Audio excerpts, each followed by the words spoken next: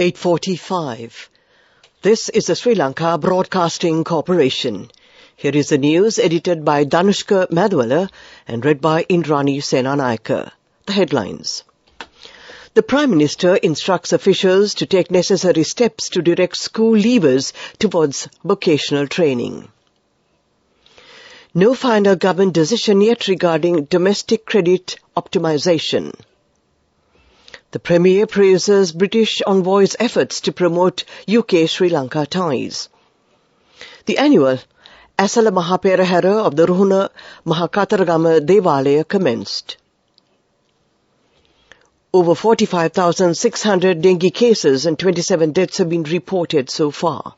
In foreign news, Titanic tourist sub goes missing. And in sports news, Sri Lanka won the World Cup qualifier match against the United Arab Emirates by 175 runs.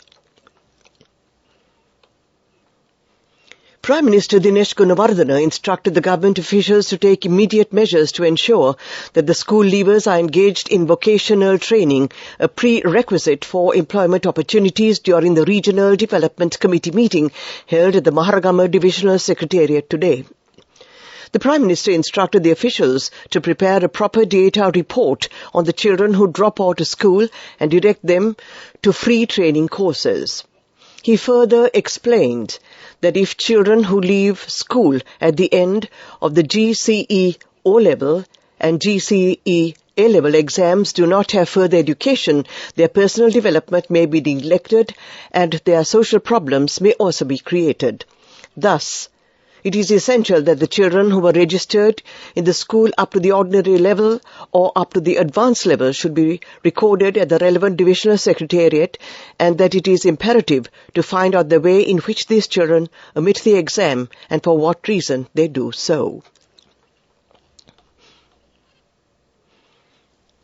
During a press conference today held at the Presidential Media Centre, Minister of State for Finance, Mr. Shehan Semasinghe, addressed the issue of false information being disseminated by various parties in the country regarding the domestic debt optimization program.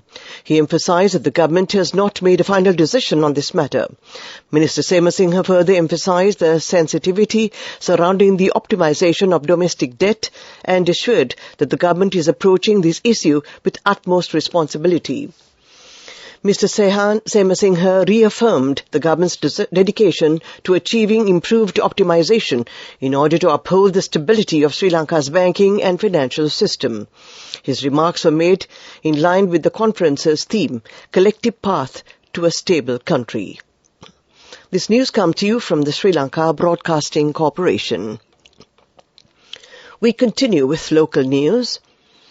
Prime Minister Dinesh Gunawardena thanked the outgoing High Commissioner of the United Kingdom, Sarah Halton, for her persistent efforts to strengthen friendly relations between Sri Lanka and the UK. He said this when the High Commissioner paid a farewell call on him at Templetrees today. The Prime Minister said that the untiring efforts of the High Commissioner to further strengthen the Sri Lanka and UK bilateral partnership were praiseworthy. He welcomed the UK's decision to include Sri Lanka as a beneficiary country under the UK GSP scheme, Developing Countries Trading Scheme. By this scheme, duty concessions will be given for 92% of Sri Lankan exports. Premier Gunawardena said Sri Lanka hopes that new investment projects will be initiated by the UK following the conclusion of the debt restructuring process and the unlocking of the IMF fund facility. The annual Asala Mahaperahara of the Ruhunu Mahakataragama Devalaya commenced a short while ago. It will be held for 15 days to the 4th of July on a grand scale. The final Mahaperahara will be held on Asala Full Moon Poya Day. Approximately 1.5 million devotees are expected to take part in the festival. The Central Environmental Authority says that irregular disposal of garbage by the pilgrims usually result in 1,700 tons of solid waste in the area during the festival season each year. Therefore, a number of programs will be implemented to minimize the environment pollution in the area. The authority requests their devotees to adhere to the proper procedure for waste disposal. That ends the local segment of news.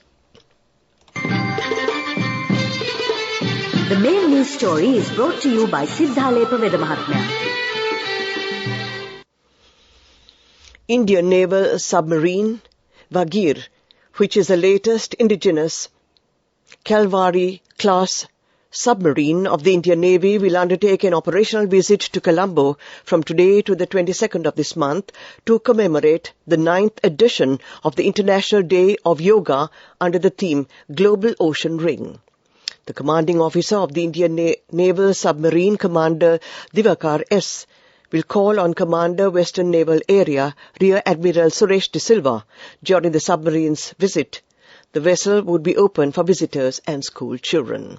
That was the main news story. The main news story was brought to you by Siddhalepa Vedamahatmya. Now take a look at Watchlight.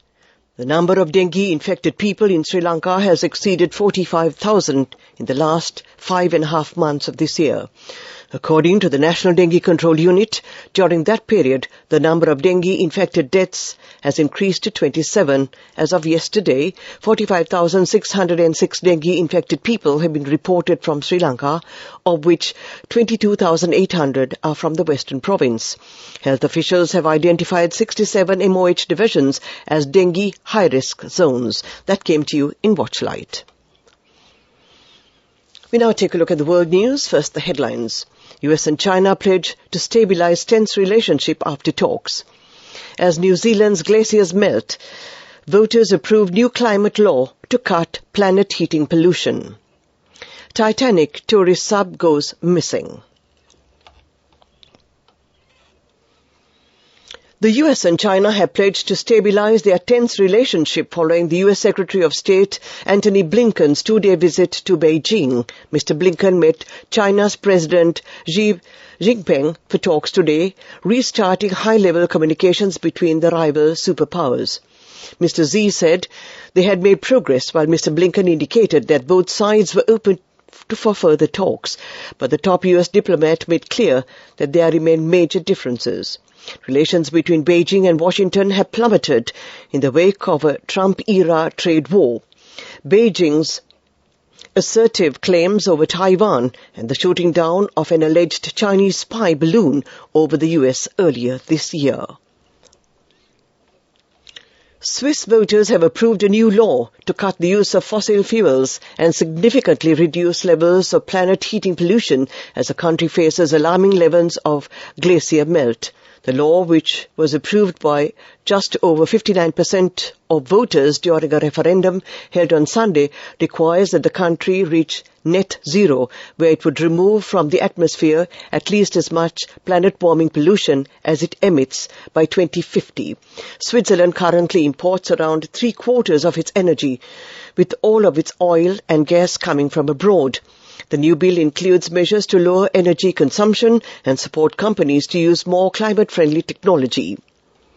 A Swiss government spokesperson posted on Twitter that Switzerland intends to invest $2.24 billion in helping people to replace home heating systems run on fossil fuels with those run on renewables, and $1.34 billion for businesses to green their technology. A submersible used to take tourists to view the wreck of the Titanic has gone missing in the Atlantic Ocean, sparking a search and rescue mission. The Boston Coast Guard told the BBC an operation to find the submersible was underway today. It is not clear how many people, if any, were on board at the time when it went missing. Small submersibles occasionally take paying tourists to view the wreck of the Titanic. The famous shipwreck sits 3,800 meters down at the bottom of the Atlantic. It is about 600 kilometers off the coast of Newfoundland, Canada. The passenger liner, which was the largest ship of its time, hit an iceberg on its maiden voyage from Southampton to New York in 1912. Of the 2,200 passengers and crew aboard, more than 1,500 died. The Titanic has been extensively explored since the wreck was discovered in 1985. To end this bulletin of world news, the headlines again. US and China pledged to stabilize tense relationships after talks. As Switzerland's glaciers melt, voters approve new climate law to cut planet heating pollution. Titanic tourist sub goes missing. That ends this bulletin of world news. Development News is brought to you by Vacancies for women from Deshakti Lanka for housemaids in Kuwait, Oman and Saudi Arabia for ages 23 to 58 years. Contact number 037 7500 500.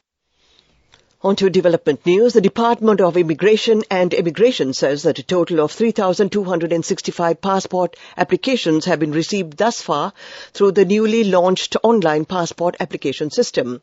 The new system was ceremonially launched at the Home Agama Divisional Secretariat last week under the patronage of President Ranil Wickremesinghe and Minister of Public Security Tiran Alice, in a bid to provide the public with the opportunity to obtain passports more easily.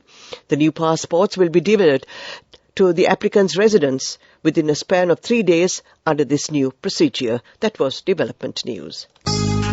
Vacancies for women from Deshakti Lanka for housekeepers, home cooks, caretakers and home nurses in Kuwait, Oman, Saudi Arabia and Singapore for ages 23 to 57 years. Salaries starting from 156,000 rupees. Interviews with foreign agents are now on. Come whether you have a passport or not. Branches, Colombo, Kurunagala, Anuradhapura and Matara. Contact number 037 500 500.